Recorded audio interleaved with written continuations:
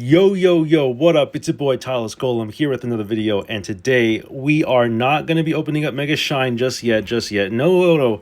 We've got still some time left. We need to open up, oh, Groudon, nice. This is our third one. We only have three of these. It's actually kind of crazy. But we still need to do some homework. We've got Fantastical, not Fantastical Parade. What is it? Yeah, it's Fantastical Parade, right? Yeah, we still gotta take care of some business here. Still need the second crown rare. And as you know, it's gonna be a little bit of a hike, but I am all for it, and we are in it to win it. So let's go ahead and jump in. What I'm gonna do is probably for my free packs, I'm gonna be spending those free packs on Mega Shine just to get to 1900 pack points. And then what I'll do is I'll probably just all my paid packs will just go to this set since it's an even. Ooh, nice. I was honestly gonna say we have not gotten any 2-star ogre pawns yet, and it's really nice that at least we got the 2-star full art. I'm hoping that we can get the rainbow rare, but I understand if that's not going to be possible. We may have to exchange. Honestly, we might have to exchange our professor's researches for like two of them, which would be very, very unfortunate. But we're kind of hoping that we'll at least pull one copy in route to 2500 pack points, or we get the crown rare, and we get the the crown rare poncho thing, and then we move on with our lives. It shouldn't be that difficult. I haven't actually looked at the market for teal ogre pawn, but I will tell you this: there is definitely a market for these trades. There are a lot of these cards are like in high demand, and some of them are worth more than others. So that's kind of what we're dealing with here. A market of cards where certain things are more valuable than others. In fact, there was a post on Reddit not too long ago about how Professor's Research and Cyrus were like tier S or tier 0 or whatever, and you had these other 2-star cards that were still valuable, like Sabrina. Now Pokemon Center Lady's probably going to be more valuable because of the sleep meta. But it's interesting how the meta shifts and the market moves and fluctuates, kind of like a regular. Honestly, it's kind of like the paper card game in a way, right? Like these trade cards have sort of not necessarily monetary value, but like inherent playability value, right? Some cards are in much more demand than others. And so even though it's not like necessarily a money market, you still have a little bit of a shift in the metagame that directs how valuable certain cards are. Very, very interesting. But I will say, obviously, do not spend money on, buying cards from this game. I would just warn everyone from that, because there are people who are trying to do that.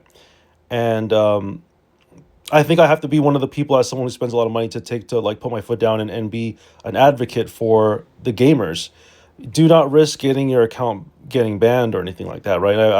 I've been very vocal about that before, and Pokemon TCG Pocket has actually come out and they've removed, or they've exiled a lot of people for misconduct or breaking their terms of service, right? So just be careful out there. Your account is very safe. In fact, we're just talking on my stream not too long ago. One of my moderators was having difficulty with their account, and I was really sad to hear that. But the beauty about this is, as long as you don't spend money on the game, your account is disposable for the most part. Um, but yeah, that's kind of how the cookie crumbles. So, few other things I want to talk about. I know that there's been some conversations about from our last conversations. Just wanted to update y'all about kind of the situation that's been going on. I don't know if I still have cancer. It's very possible that it's out. But once you get diagnosed with cancer, you're kind of like, that diagnosis kind of stays with you. Even though I would say there's about a 40% chance that I don't have cancer, 60% chance, based on what the oncologist said, that it's stage 2 to 4, which is very common for lymphomas, but also not like a death sentence, right? It's not like the end of the world. It's actually very relatively indolent, and it's not something that really will it's not something that will outright be a threat to your life. It's not gonna do me any harm at this moment. If anything, you keep an eye on it. Oh, nice, an Umbreon shiny. You keep an eye on things, right? But I am looking at these, the literature out there and the advancements in medical. And I talked about this yesterday, the talked about the day before. There have been a lot of advancements in science, and it's the year 2026.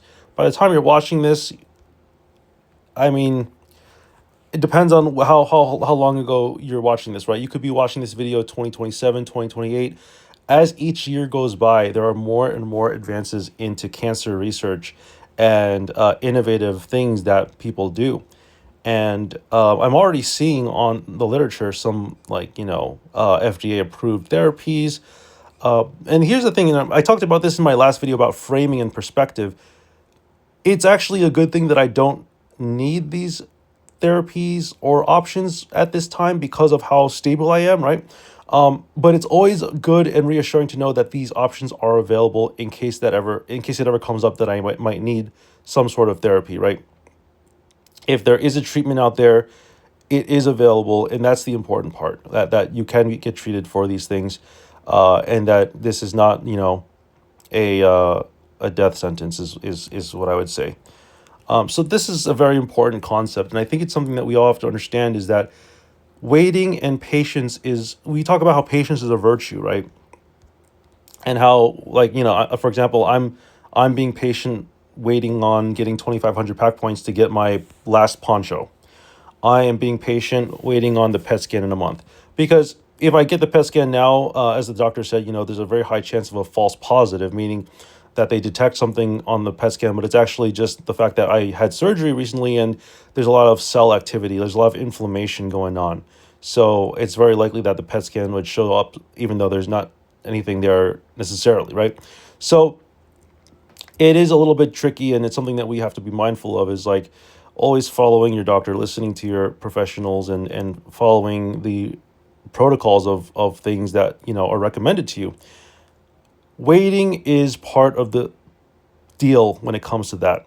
Waiting when it comes to, like, for example, I went to medical school, right? I became a doctor. I had to wait. I had to wait for test scores to come back. I had to wait to get through schooling. It's not easy to wait. And it's also not easy to wait to know if anything will ever happen to me in the future, right? I got this thing surgically removed, which is great. Who knows if it's still my body? If it is, then whatever, there's nothing to do about it. You would just keep a close eye on it. But will I ever develop symptoms in the future? Will I ever? They're called B symptoms, which is where you get like flushing, weight loss, and things like that, like flashes and sweats. Those are things to be worried about. Obviously, with lymphoma, you do run the risk of those things happening, and there's also a 5% chance of what we call a there's something called a Richard transformation, which is not specifically for my type of lymphoma. I have an MZL lymphoma.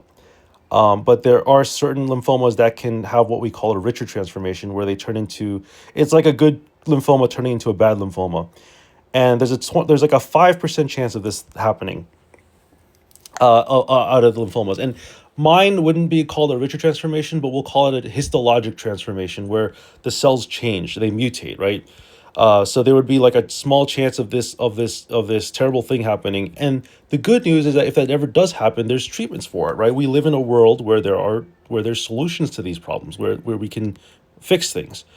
Yeah, some of the outcomes might not necessarily be great for, depending on the situation. I mean, cancer is cancer, but what's the point in worrying about that when you have when the doctor is saying the prognosis is so good, and that you're going to live a long life? Those are things that are surefire, right?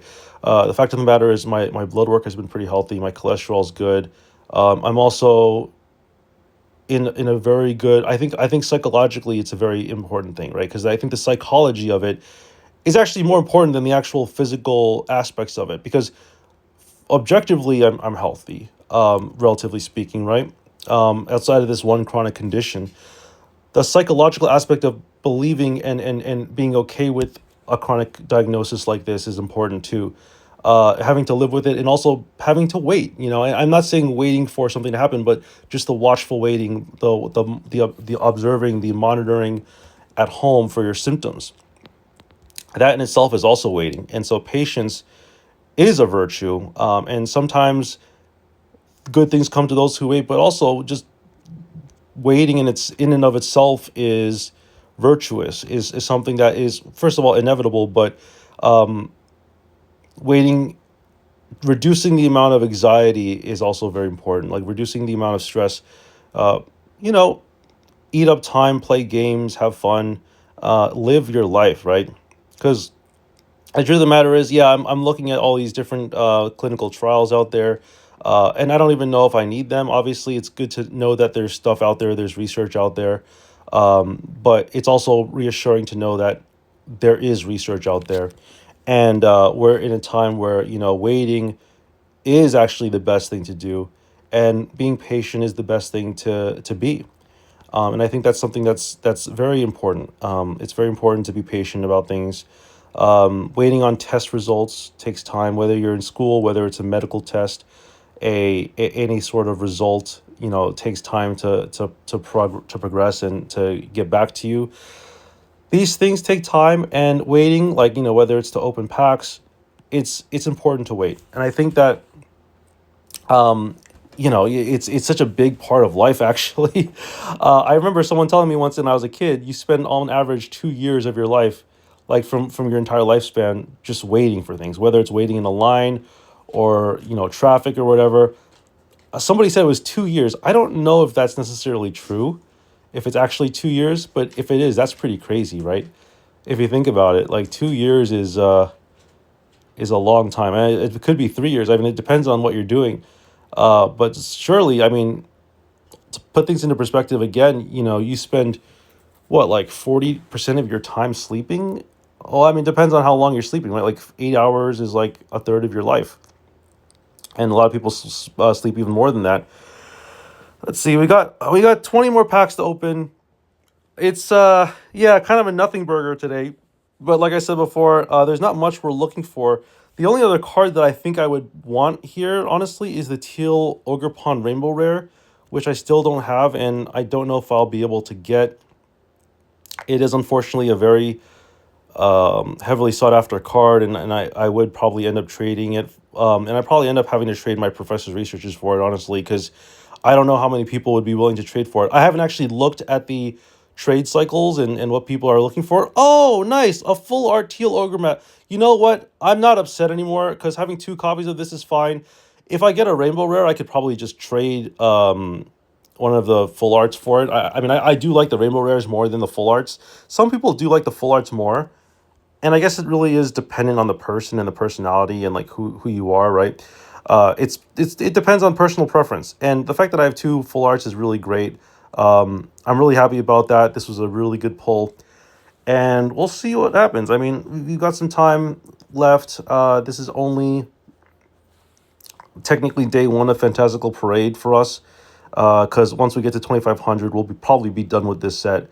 But it's gonna, there's a few cards we're really looking for, and the 2 stars, we're not worried about the 2 stars or the shiny EXs because we can always trade for those. But it is something to be mindful of. Alolan Muck. All right, can we get a last pack magic? We are hoping for a last 10-pack magic here as we close up shop. And with that, I also want to say thank you to everyone out there who has followed my channel, watched my videos. It really means a lot to me that y'all have been liking the videos and stuff. It really does mean a lot, especially to know that there's people out there that are listening to me talk. Because I do a lot of pack openings, but I do hope to do a little more competitive gaming too. So we'll see how things go. I've got a lot of things on my plate, obviously, but I think that we've got a lot of things to look forward to. And I don't know when ranked it's going to come out. So we're done here. I just want to see. So yeah, it was 600 pack points that you get on average a day. I just want to take a quick look and see where we're at here. So I just want to get this. And we'll just collect our daily missions.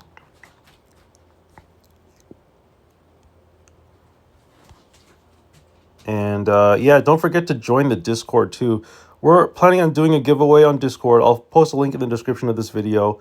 What we'll do is we'll have a bot that organizes it, and then people will just be able to join in, and it'll be somewhere in like July or August, I'm thinking, this year. And we'll do, it'll be, well, I haven't figured out the prize yet, but I'll let y'all know about that as soon as I find out. All right, everyone, I will see you all in the next video.